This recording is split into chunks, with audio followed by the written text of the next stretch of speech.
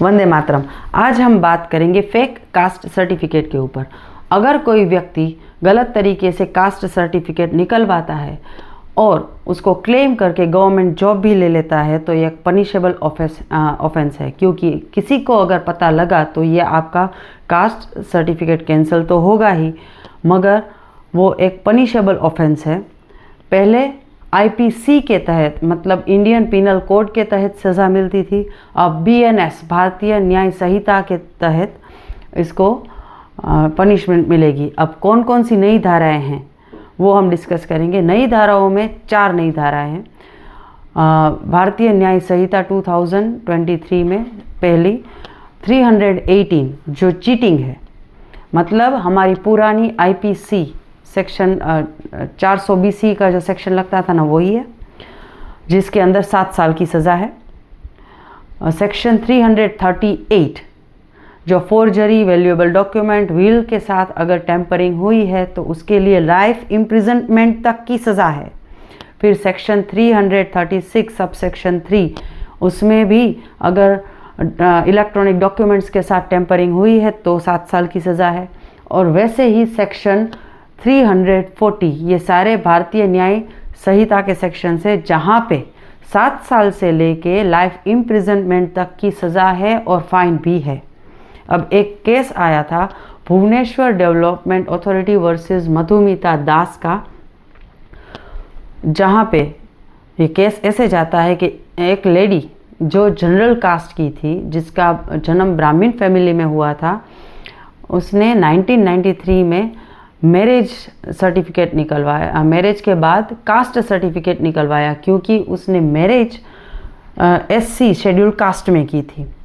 फिर 1998 में उस शेड्यूल कास्ट के सर्टिफिकेट के ऊपर उसका रिजर्वेशन कोटा में उसने जॉब के लिए अप्लाई किया और वो सिलेक्ट भी हो गई, स्टार्ट भी हो गई जॉब। फिर क्वेरी आई। क्वेरी कहाँ पे आई? ओरिजिनल डॉक्यूमेंट्स जो उसने सबमिट किए थे उसमें 10th और 12th की जो मार्कशीट्स थी उसमें जनरल कैटेगरी लिखा गया था, क्योंकि वो ब्राह्मण फैमिली से बिलोंग करती थी। फिर मैरिज के बाद एससी का सर्टिफिकेट उसके पास था। अथॉरिटी ने जिसने ये सर्टिफिकेट इश्यू किए, उसने ये ऑर्डर्स दिए कलेक्टर्स को, डायरेक्शन दी कि ये जॉब हम कैसे कंटिन्यू करें, क्योंकि ये तो रिजर्वेशन कोटा की जॉब है। अब कलेक्टर ने इतना क्लेरिफिकेशन दिया, कलेक्टर ऑफिस से इतना क्लेरिफिकेशन आया कि अगर कोई व्यक्ति जन्म से ही एससी में है तो ही हम उसको ये सर्टिफिकेट देते हैं, बाकी ये सर्टिफिकेट को कैंसिल मान लो आप, ये सर्टिफिकेट कैंसिल हो जाएगा।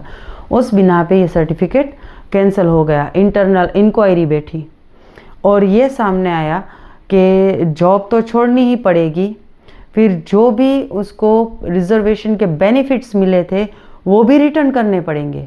अब इसके ऊपर ये जो लेडी थी उसने हाई कोर्ट में अपील की।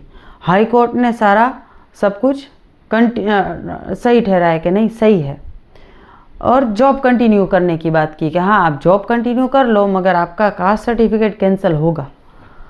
अब इस बात को लेके जो ये कंपनी थी भुवनेश्वर डेवलपमेंट अथॉरिटी जिसमें वो काम करती थी, वो सुप्रीम कोर्ट में अपील में गई। सुप्रीम कोर्ट में डिविजनल बेंच जस्टिस चंद्रचूड़ और जस्टिस पारदीवाला ने ये क्लेरिफाई किया कि एससी सर्टिफिकेट के ऊपर आपने ये जॉब ली है, मतलब आपने राइट्स वायोलेट किए हैं जो एससी कैटेगरी में लोग आते हैं उसके, तो ये जॉब तो आपको छोड़नी पड़ेगी। भले ही आप रिजर्वेशन में जो आपको बेनिफिट्स मिलता है वो आप ना दो तो चलेगा, मगर इतना ये एग्जेम्पशन दिया जज ने, मगर जॉब उसको छोड़नी पड़ी और उसका ये सर्टिफिकेट भी कैंसिल हुआ। नमस्ते।